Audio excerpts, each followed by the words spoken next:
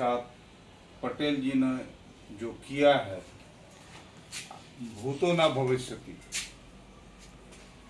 उनके बारे में हम लोग बारी बारी से अपना विचार रखेंगे। तत्पश्चात कार्यक्रम के उपरांत हम लोग सरदार वल्लभ भाई पटेल की प्रतिमा राजगीर चौक पे है, वहाँ जाकर माल्यार्पण करेंगे और तब कार्यक्रम समाप्त होगा। तो बारी बारी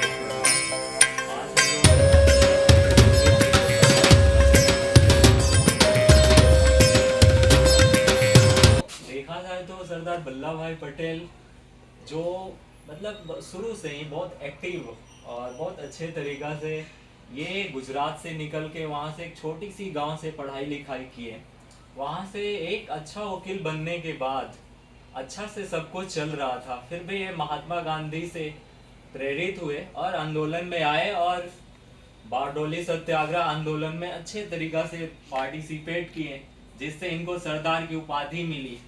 उसके बाद देखा गया कि जब देश आज़ाद हुआ तो भारत छोटे छोटे 562 रियासतों में बंटा हुआ था। ये एक ऐसे व्यक्ति थे जो 562 रियासत को जोड़ के एक अखंड भारत का निर्माण किए। 3 ऐसे राज्य थे, हैदराबाद, जूनागढ़ और जम्मू कश्मीर, जो मिलना नहीं चाहते थे। जैसे जम्मू कश्मीर के देखा जाए तो वहाँ के राजा हरि सिंह थे, वह चाहते थे कि मेरा अलग संविधान, अलग राष्ट्र और अलग एक मतलब देश रहेगा। 2 बार प्रयास किए सरदार वल्लभ भाई पटेल ने, नहीं माने। वैसे ही हैदराबाद के जो निजाम थे वह चाहते थे कि हम पाकिस्तान में मिले। जूनागढ़ की भी वही कहानी थी। हुआ क्या कि देखा गया कि भारत जैसे टेकअप करना जम्मू कश्मीर को छोड़ा, पाकिस्तान ने वहाँ जम्मू कश्मीर को टेकअप करने के लिए आ रहा था। तब राजा हरि सिंह को पता चला और राजा हरि सिंह ने प्रधान जो गृह मंत्री थे और उप प्रधानमंत्री भी थे सरदार वल्लभ भाई पटेल, इनके पास कॉल किए। तो इनके जो सेक्रेटरी थे मेमन ने बात कराया। तो हरि सिंह ने बोले कि पाकिस्तान चढ़ाई कर रहा है, मेरे राज्यों को बचाइए, देश को। सरदार वल्लभ भाई पटेल ने बोले अभी अभी मेरा देश आज़ाद हुआ है और हम आपके लिए कैसे लड़ सकते हैं, आप विलय कर दीजिए या मेरे में मिल जाइए तो लड़ेंगे। फिर सरदार वल्लभ भाई पटेल के कहने पर उनकी मजबूरी थी, बोले ठीक है विलय करेंगे, लेकिन मेरा एक अलग झंडा होगा, अलग संविधान होगा। हुआ कि कोई बात नहीं है, पहले मिल तो जाइए आप। फिर उस टाइम गए सरदार वल्लभ भाई पटेल, मेमन और कुछ अधिकारी लोग, विलय कराया गया जम्मू कश्मीर को। और जो राजा हरि सिंह थे उनको वहां से हवाई जहाज और एक हवाई जहाज पे उनकी फैमिली उनको और जो एक हवाई जहाज पे उनकी संपत्ति को दिल्ली भेजा गया। 2 गाड़ियां थी, जीप था, उतने अच्छा था नहीं कंडीशन। उससे सरदार वल्लभ भाई पटेल और जो कुछ लोग बचे थे वो वापस आए और वहां सैनिक चला गया। तब तक पाकिस्तान आया, देखा कि यहाँ तो इंडिया की झंडा फहर रही है। तो ये विलय पत्र से जम्मू कश्मीर को भारत में मिलाया गया। वैसे हैदराबाद में देखा गया, हैदराबाद में हुआ क्या, वहां पे सैनिकों को भेज के हैदराबाद को मिलाया गया और जूनागढ़ में जनमत संग्रह कराया गया, वोट दिलवाया गया कि यहाँ के लोग पाकिस्तान जाना चाहते हैं कि इंडिया जाना चाहते हैं। तो अधिकतर लोगों ने कहा कि इंडिया में रहेंगे, फिर इंडिया में उसको मिलाया गया। एक और वाकया है, एक बार की बात है जब सरदार वल्लभ भाई पटेल ने वकालत कर रहे थे भारत के नौजवानों, भारत के जो वासी थे, इन लोगों के लिए फ्री में सब काम कर रहे थे। तब तक एक लेटर उनके पास पहुंचा। जब लेटर ओपन करके देखे तो उनकी जो पत्नी थी वो डेथ कर गई थी। वह लेटर देखे और पॉकेट में रखे, क्योंकि वह जा ही रहे थे बहस करने। बहस करके तब आए तब गए, ऐसे थे सरदार वल्लभ भाई पटेल। तो हम लोग को गर्व होती है युवा जनरेशन को कि हम लोग ऐसे महापुरुष के, मतलब हमारे ऐसे महापुरुष जो पूर्वज थे, या छत्रपति शिवाजी महाराज, साहू जी महाराज, हम लोग को गर्व करना चाहिए। और अपने जो भी युवा जनरेशन है, जो आने वाली पीढ़ी है, उसको भी ये सब चीज़ें के बारे में बतानी चाहिए। और सरदार वल्लभ भाई पटेल से हमें यह सीख मिलती है कि हम लोग एकता में रहें। आजकल देखा जा रहा है कि 2023 की जनगणना के अनुसार 2.87% कुर्मी है पूरे बिहार में। सिमटते जा रहे हैं हम लोग। 29% ऐसे कुर्मी, 29% कुछ समथिंग पॉइंट जो गरीब है, एजुकेटेड नहीं है। अपने समाज में देखा जाता है कि एजुकेशन धीरे धीरे कम होती है, और देखा जा रहा है अधिकतर जो युवा जनरेशन होते जा रहे हैं वो नशा की लत पकड़ते जा रहे हैं। तो इस पे भी हम लोग को काम करना होगा। आप सभी लोग बुजुर्ग हैं, और आप लोगों के मार्गदर्शन में, देख रेख में हम सब युवा सोच रहे हैं कि एक अच्छा, एक बेहतर मतलब समाज का निर्माण किया जाए बिहार में, और अपना भी समाज बेहतर करे, आगे जाए। अभी तो गर्व होती हम लोगों के लिए आज सरदार पटेल जी की जयंती के उपलक्ष्य में हम विश्व कुर्मी एकता मंच के अधीन हम लोग उपस्थित हुए हैं। और आज 21 अक्टूबर हम लोग एकता दिवस के रूप में पूरे देश में मनाया जा रहा है।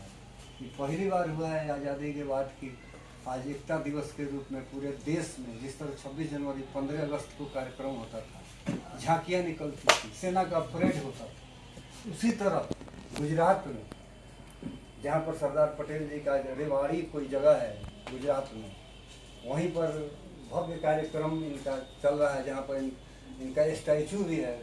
विश्व का सबसे ऊंचा स्टैचू भी सरदार पटेल जी का है। सरदार पटेल जी के किसानों से बहुत प्रेम था, किसान से बहुत लगाव था, किसान के एक साधारण परिवार से किसान के बेटे थे।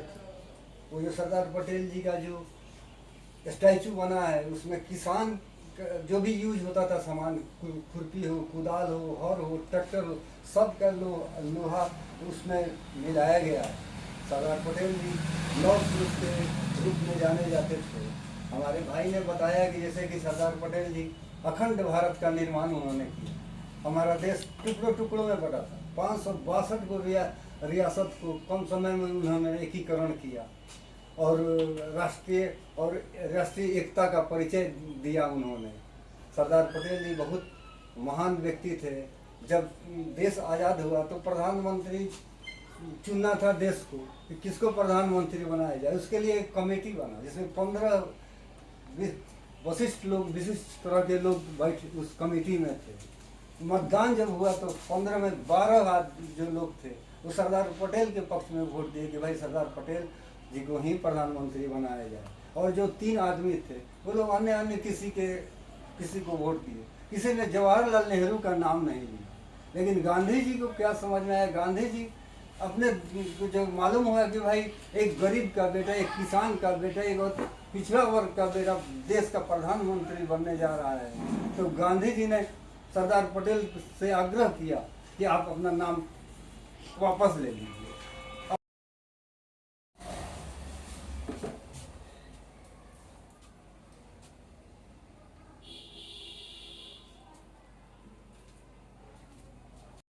के जयंती के अवसर पर जो देश ही नहीं विदेशों में भी ख्याति प्राप्त हैं, हम बात कर रहे हैं सरदार वल्लभ भाई पटेल की, जिनकी जयंती आज हम लोग मना रहे हैं।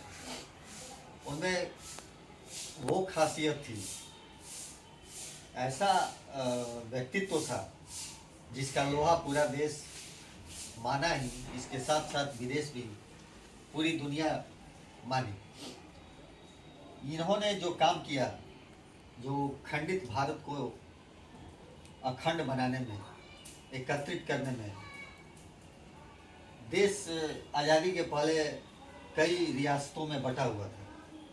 उन रियासतों को एकत्रित करके सरदार वल्लभ भाई पटेल ने अपना लोहा मनवाया और देश को अखंड बनाया। हमें इनके किए गए कामों से सीख लेने की ज़रूरत है। वर्तमान समय में इनकी जो देन है, जो योगदान है, उससे सीखने की ज़रूरत है। वर्तमान समय में देश हमारा फिर माने डगमगा रहा है। इसको हम लोग एकत्रित होके एकता बनाए हुए रखकर देश को मजबूत बनाएं और आगे बढ़ते रहें। इनकी जयंती पे हम लोग संकल्प लें कि जो देश का स्थिति है उसको हम लोग आगे बढ़ाते हुए आगे बढ़ें। और बहुत अच्छा समय है, इनकी जयंती है और दूसरी तरफ बिहार विधानसभा चुनाव भी है, तो हम लोग ये भी संकल्प लें कि सभी लोग मतदान करेंगे और लोगों को भी प्रेरित करें, क्योंकि मतदान से ही हमारा देश सुरक्षित रहेगा, प्रदेश सुरक्षित रहेगा। इन्हीं सब बातों के साथ बहुत बहुत धन्यवाद। सरदार वल्लभ भाई पटेल की 150वीं जयंती मना रहे हैं। उस महामानव का जयंती हम लोग मना रहे हैं जिन्होंने भारत को एकता में पिरोने के लिए उनका सबसे बड़ा योगदान रहा। उनका नाम स्वर्णिम अक्षरों में लिखा जाना चाहिए। आज हम लोग उनकी जयंती मना रहे हैं। उस महामानव की जयंती पर विश्व कुर्मी विकास परिषद पूरे देशवासियों को हार्दिक शुभकामनाएं देता है कि हम सभी इनके बताए हुए रास्ते पर चलें ताकि हमारा देश, हमारा लोकतंत्र सुरक्षित रहे। अभी संयोग से चुनाव का माहौल है। बिहार में चुनाव इसी 11 तारीख को होने जा रहा है।